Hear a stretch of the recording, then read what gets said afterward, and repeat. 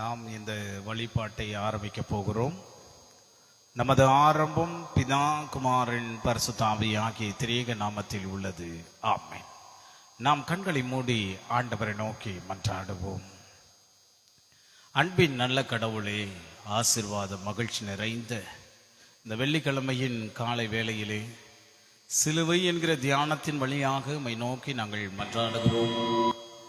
ஆண்டவரே, உம்முடைய வார்த்தையும் வசனத்தோடு இந்த நாளிலே கூட உம்மை தியானிக்க நாங்கள் ஆயத்தப்படுகிறோம். சுவாமி நல்லவரே, வல்லவரே, இந்த உலகில் எங்களுக்காக வாழ்வு கொடுக்க வந்தவரே, இதோ உம்முடைய பிள்ளையாய் சொந்தமாக்கி கொண்டவரே, உம்மை நோக்கி நாங்கள் பார்க்கிறோம். இந்த சிலுவையின் தியானத்தினுடைய வழிபாடு ஆண்டவரே உம்முடைய கரத்தில் வைக்கிறோம். நாங்கள் பாடுகிற பாடல்களும் ஆண்டவரே உம்முடைய தியான பகுதியும் உம்முடைய சமூகத்தை நோக்கி நாங்கள் பார்க்கிறோம். சாமி, எங்களுடைய வேண்டுதல் எல்லாம் உடைய பொறுப்பாதத்தில் ஒப்புவிக்கிறோம். இந்த நாள் உம்முடைய ஆசீர்வாதமுள்ள வார்த்தை கேட்பதற்கும் உம்மை பாடி புகழ்வதற்கும் என்னுடைய உள்ளங்களிலிருந்து உம்மை நோக்கி நாங்கள் ஆண்டவரை பார்க்கிறோம். இந்த வழிபாடு ஆண்டவர் தொடக்கம் முதல் முடிவரை உம்முடைய தெய்வீக பிரசன்னத்தினாலே வழி நடத்த வேண்டும் என்று இயேசுவின் நாமத்தினாலே வேண்டிக் கொள்கிறோம். கர்த்தாவே, ஆமென்.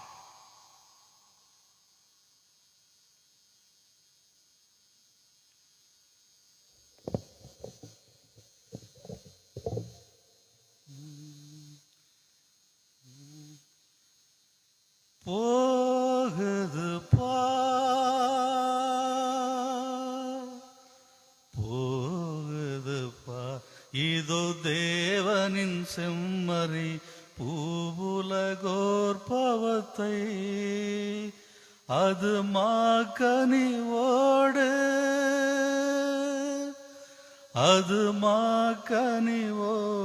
சுமந்து கல்வாரியில் மாண்டு தொலைந்திடவே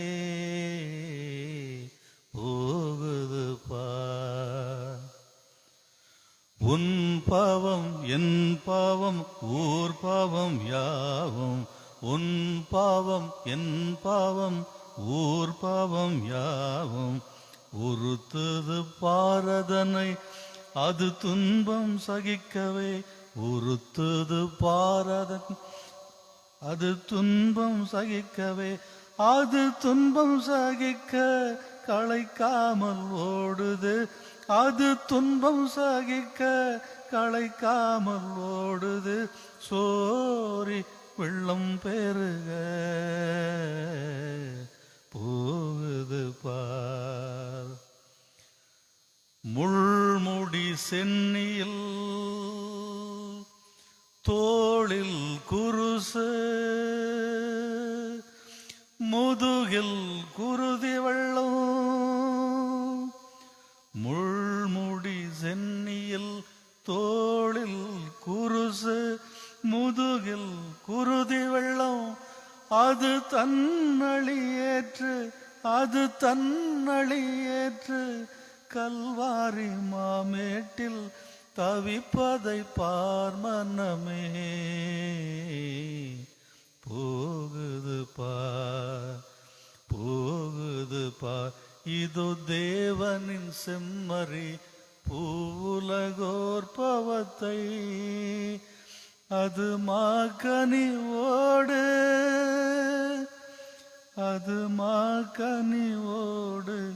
சுமந்து கல்வாரியில் மாண்டு தொலைந்திடவே போகுது பார்.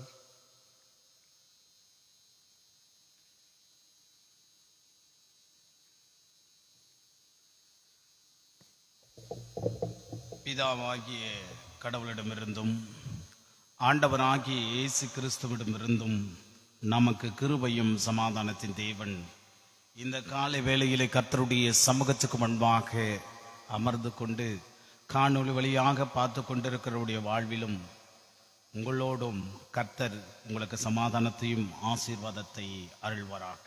ஆமென்.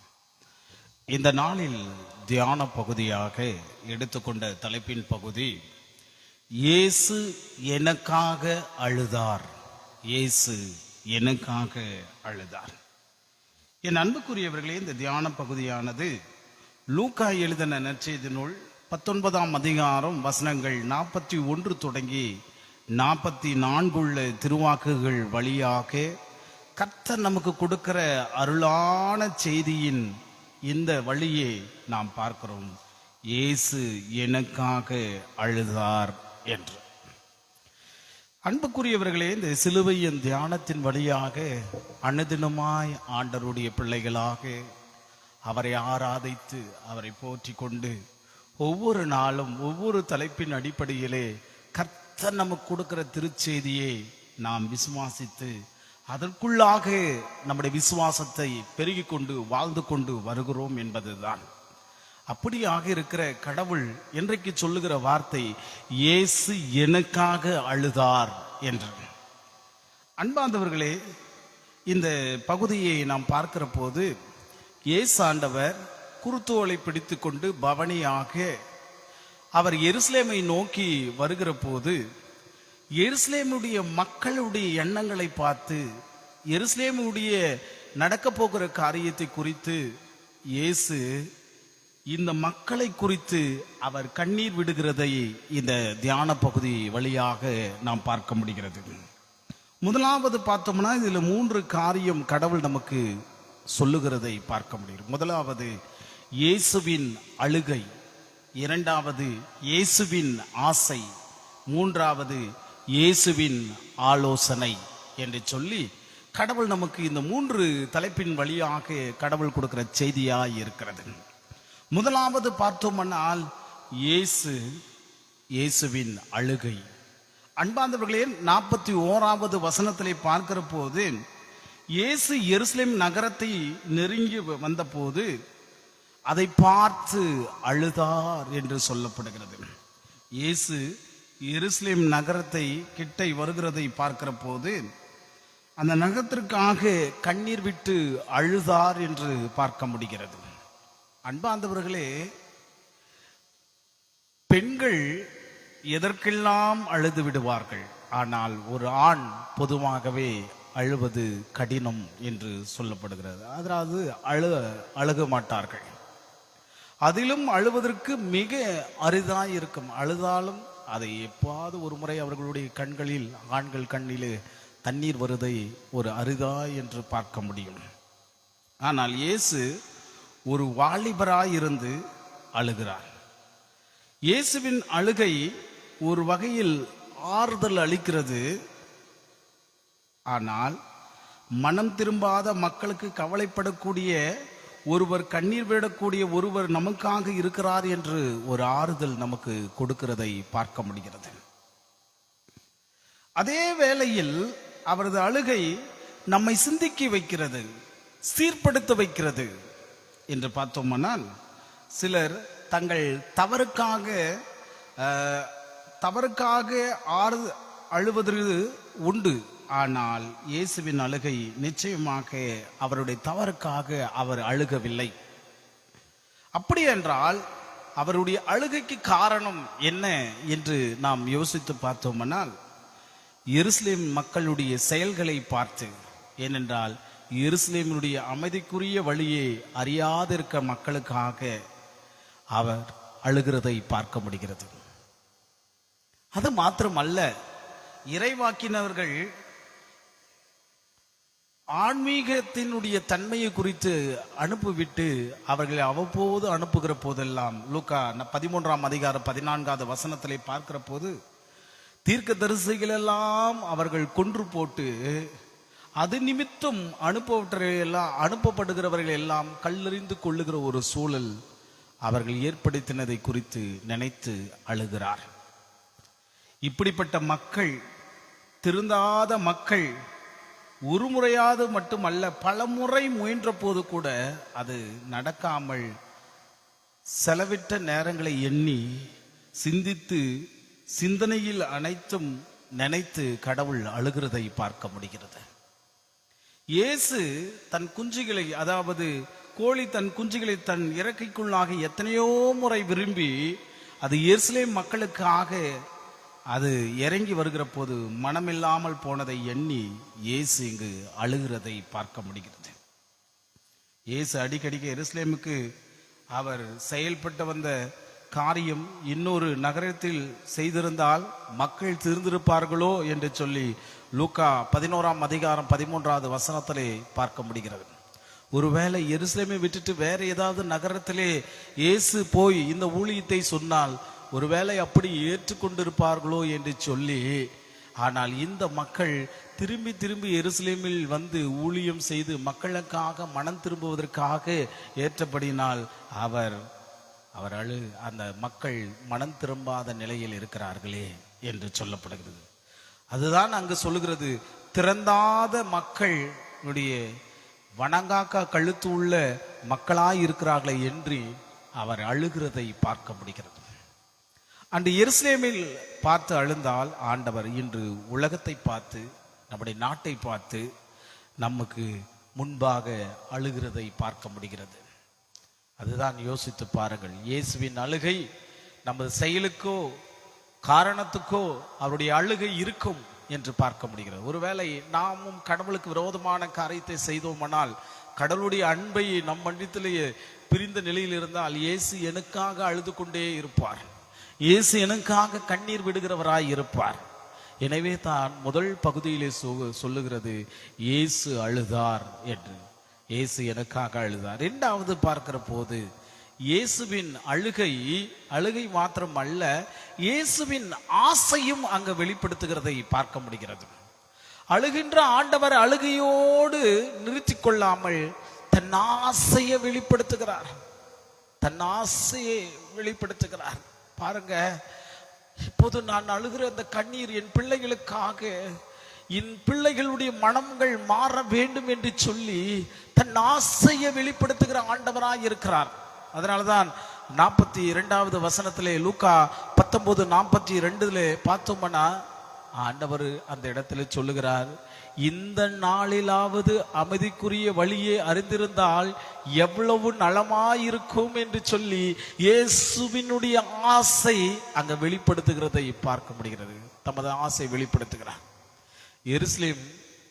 எருசலேமிலே கர்த்தரை விட்டு வெகு தூரமாய் போயிருந்த இந்த மக்கள் போயிருந்தாலும் அந்த மக்கள் இயேசு மீண்டும் அவருடைய வாய்மொழியாய் அளிக்கிறார். கடந்த எல்லாவற்றையும் மறந்து இப்பொழுதாவது அவர்கள் திருந்த மாட்டார்களா என்று ஏக்கத்தோடு கடவுள் பார்க்கிறார். திருந்த மாட்டார்களா என்று சொல்லி அவருடைய ஆசை. அது மாத்திரமல்ல, 103ஆம் சங்கீதத்தின் 10வது 11வது வசனத்திலே பார்க்கிற போது அந்த ஆசை எவ்வளவு தூரமாய் போயிருந்தாலும், அதாவது மக்களுடைய தவறு பூமி எவ்வளவு தூரமாய் இருக்கிறதோ அத்தனை தூரத்தின் மத்தியில் இருந்தும் உன் பாவத்தை மன்னிப்பதற்காக கடவுள் ஆசை கொள்ளுகிறார். வானத்துக்கும் பூமிக்கும் உள்ள தூரங்களில் அளவிட்டு பாவம் இருந்தாலும் இயேசுடைய ஆசை அதை மன்னிக்கிறதற்காக ஆசைப்படுகிறார். அதனாலதான் காணாமல் போன மகனை போல, காணாமல் போன மகனின் தந்தைக்காக தன் கையை ஏந்தி கொண்டிருக்கிறாரோ அந்த கையை ஏந்தி கொண்டிருக்கிற இயேசுவாக இருக்கிறார். என் மகன் இப்பயாவது வரமாட்டானா என்று சொல்லி அன்று காணாமல் போனப்பட்ட அந்த மகன் மனம் திரும்பாத நிலையிலே தன்னுடைய ஆஸ்தியும் தன் தகப்பன் இருக்கிற அன்பையும் எல்லாவற்றையும் பிரித்து அவன் கடந்து போனானே.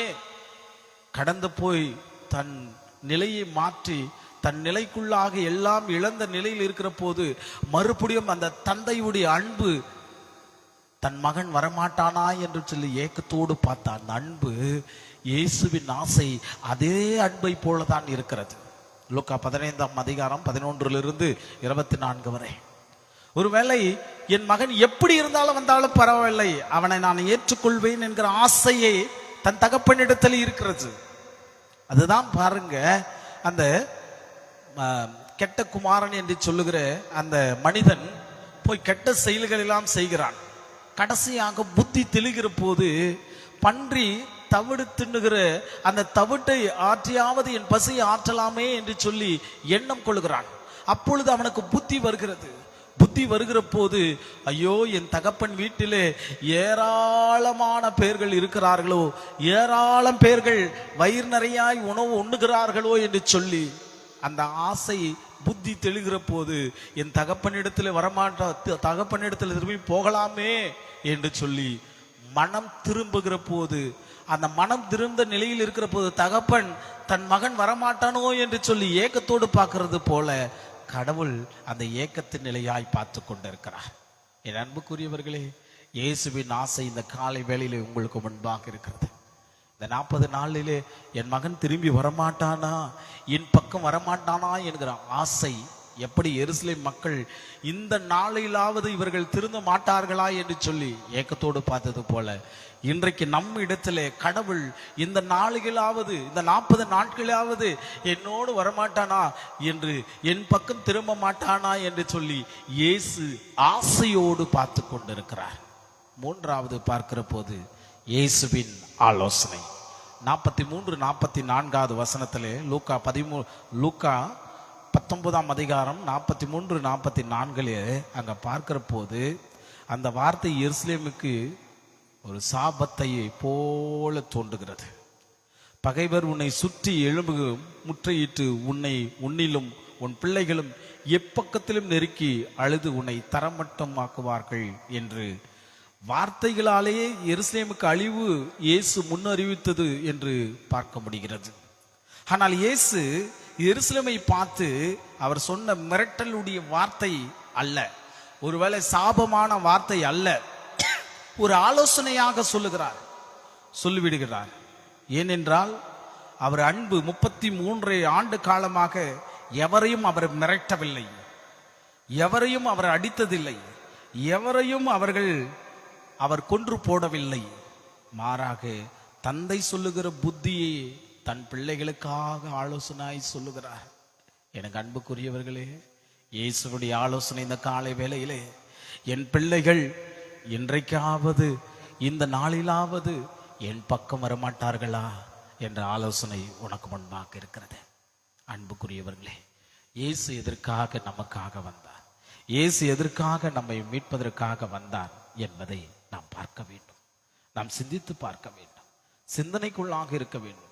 இயேசு எனக்காக வந்து என் பாவத்துக்காக, என் வாழ்வுக்காக தன்னையே இந்த உலக வாழ்விலே அவர் இணைத்துக் கொண்டிருக்கிறார். இந்த வாழ்வை பெறுவோமா?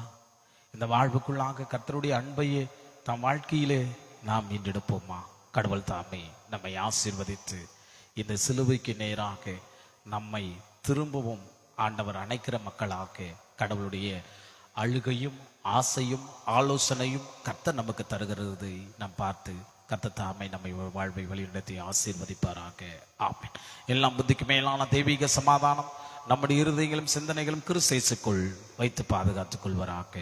ஆமென். நாம் கண்களை மூடி ஜெபம் செய்வோம் பாடல் வழியாக. என்னை மீட்ட இரட்சகனே என்னாலும் துதித்து பாடிடுவேன், என்னை மீட்ட இரட்சகனே என்னாலும் துதித்து பாடிடுவேன்.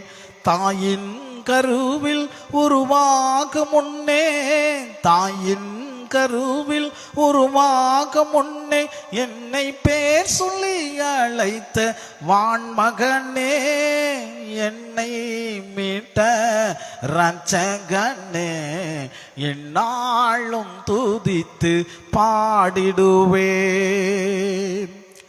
கல்வாரி பாதையின் ஓரத்திலே மனம் கசைந்து ஆளும் நேரத்திலே, கல்வாரி பாதையின் ஓரத்திலே மனம் கசைந்து அழுவும் நேரத்திலே தாங்கி நடத்திடும் என்னப்பனே,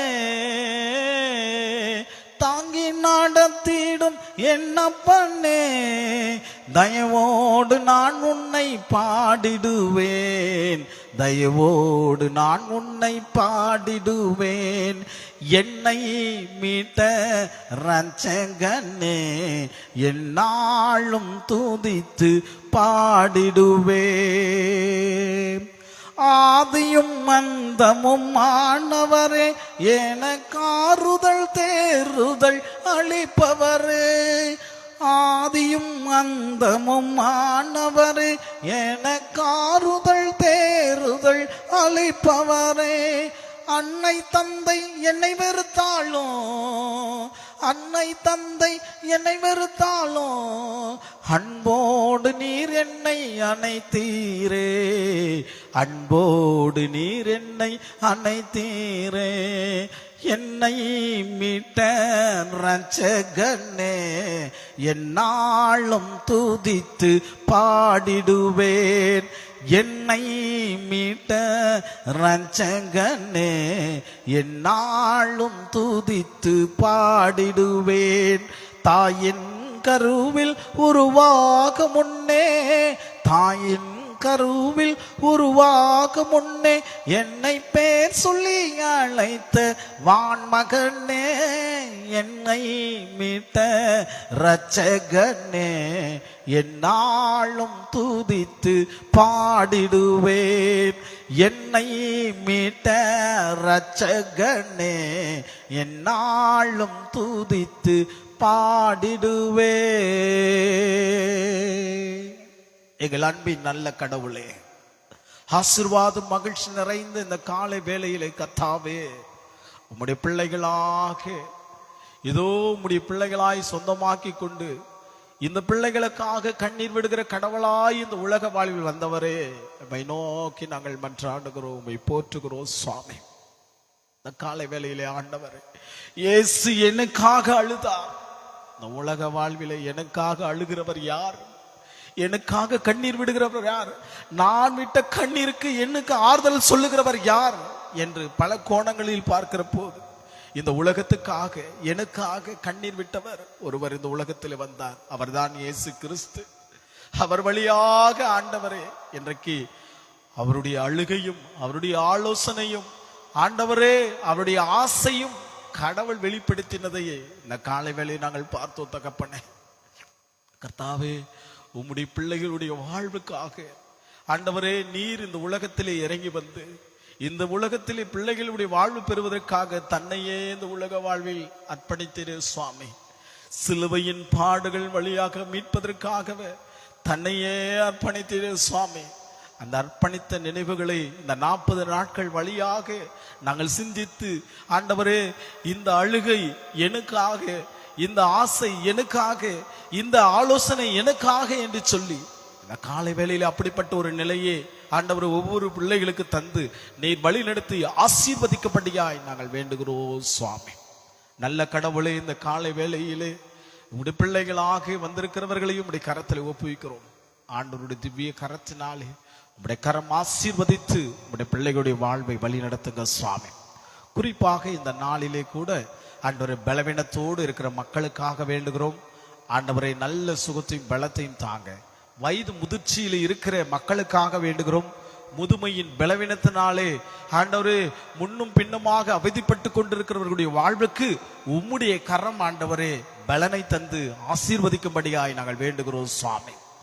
மன சோர்வுகள் இருக்கிறவர்களுக்காக ஆண்டவரே, மன சோர்வு நிமித்தமாய் அனுதினமாய் புலம்பிக் கொண்டிருக்கிறவர்களுக்காக வேண்டுகிறோம். கர்த்தர் அவர்களுக்கு ஆண்டவரே உம்முடைய கரத்தினாலே நிம்மதியும் சமாதானத்தையும் அருளும்படியாய் வேண்டுகிறோம் தகப்பனே. ஒவ்வொரு நாளிலே ஒவ்வொரு ஆண்டவரை இன்னல்களை சந்திக்கிறவர்களுக்கு அந்த இன்னல்களுக்கு மத்தியிலே தீர்வு காண்பதற்கு உடைய ஒத்தாசை அருளும்படியாய் தாங்க சுவாமி. பிள்ளைகளுக்காக வேண்டுகிற பெற்றோர்கள் உண்டு ஆண்டவரை, எதிர்கால வாழ்வுக்காக சிந்திக்கிற பெற்றோர்களும் உண்டு சுவாமி. அவர்களுடைய வாழ்வு வளம் பெறுவதற்கு உடைய ஒத்தாசை அருளும்படியாய் தாங்க சுவாமி. இந்த காலை வேளையிலே ஆண்டவரே, பிறந்த நாளை காண்கிற உடைய பிள்ளைகளுக்காக வேண்டுகிறோம் ஆண்டவரே. இதோ அன்பு மகன் மேத்யூ சாம்சன் நம்முடைய கரத்தில் ஒப்புவிக்கிறோம். மகனை இந்த நாளிலே ஆசீர்வதிக்கும் உடைய கரம் வழி நடத்துங்க தகப்பனே. ஆண்டவருடைய திவ்ய கரம் இருக்கட்டும். இந்த ஊழியத்திலே பேரு உதவியாக இருக்கிற எங்களுடைய பொறுப்பாளர்களையும் உடைய கரத்தில் ஒப்புவிக்கிறோம் ஆண்டவரே. இந்த நாளிலே பாடல் வழியாக உம்மை ஆராதித்த ஆண்டவரே, எங்களுடைய சபையினுடைய தலைவர் திரு பிரபு ஞான செல்வம் ஐயாவுக்காக, குடும்பத்துக்காக, அன்பு மகள் வெளிநாட்டு தேசத்தில் இருக்கிற அன்பு மகளுக்காக, பேர பிள்ளைக்காக நாங்கள் வேண்டுகிறோம். கர்த்தருடைய திவ்ய கரம் உம்முடைய குடும்பத்தை பாதுகாத்துக் கொள்ளு சுவாமி. எங்களுடைய செயலாளர் ஐயாவுடைய குடும்பத்துக்காக வேண்டுகிறோம். குடும்பங்களை ஆசீர்வதிக்கும் உடைய கிருபை இருக்கட்டும். அவருடைய தேவைகளை சந்தித்து ஆண்டவர் உடைய தயவு பெருகட்டும். ஆண்டவரே, இந்த நாளிலே எங்களுடைய ஜான்சன் சாருக்காக நாங்கள் வேண்டுகிறோம். ஆண்டவரே, கண்காணியா உயர்நிலை பள்ளியிலே தலைமை ஆசிரியராக இருந்து ஆண்டவரே அந்த பணிகளுக்கு மத்தியிலே உங்களுடைய ஊழியத்தையும் ஆண்டவரே இதோ டெலிகாஸ்ட் செய்து கொண்டிருக்கிற உம்முடைய வல்லமை உள்ள வார்த்தைக்கு முன்பாக இருக்கிற அருமை ஐயாவையும் உடைய கரத்தில் ஒப்புவிக்கிறோம். குடும்பங்களையும் பிள்ளைகளையும் நீர் ஆசீர்வதிங்க. இந்த நாளிலே எங்களுடைய அருமை பேபி அம்மாவுக்காக, சாந்தி அம்மாவுக்காக நாங்கள் வேண்டுகிறோம். குடும்பங்களை ஆசீர்வதிக்கும் உடைய கிருபை இருக்கட்டும். ஆண்டவரை இசைக்கருவி வாசிக்கிற அன்பு தம்பி ராஜனுக்காக நாங்கள் வேண்டுகிறோம். மகனையும் நீர் ஆசீர்வதிங்க, குடும்பங்களையும் வாழ்வை வழிநடத்துங்க சுவாமி. எல்லாவற்றுக்கும் மேலாக உம்முடைய தெய்வீக கரம் இந்த நாளிலே உம்முடைய ஆசீர்வாதம் எங்களுக்கு தந்து பாதுகாப்பை தாங்க. குறிப்பாக இந்த நாளில் நடக்க போகிற ஆண்டவரே இதோ வெள்ளிக்கிழமையுடைய ஆராதனைக்காக வேண்டுகிறோம். அதையும் வருகிற செய்தி கொடுக்கிறவரையும் நீர் ஆசீர்வதிங்க. ஆண்டவரை நாளை தினத்தில் நடைபெற போகிற ஆண்டவரை கல்வாரி கவி அரங்கத்திற்காக வேண்டுகிறோம். அதையும் உடைய கரத்தில் ஒப்புவிக்கிறோம். நீர் வழிநடத்தி ஆசீர்வதிக்க வேண்டும் என்று இயேசு கிறிஸ்துவின் நாமத்தினாலே வேண்டிக் கொள்கிறோம் கர்த்தாவே, ஆமென்.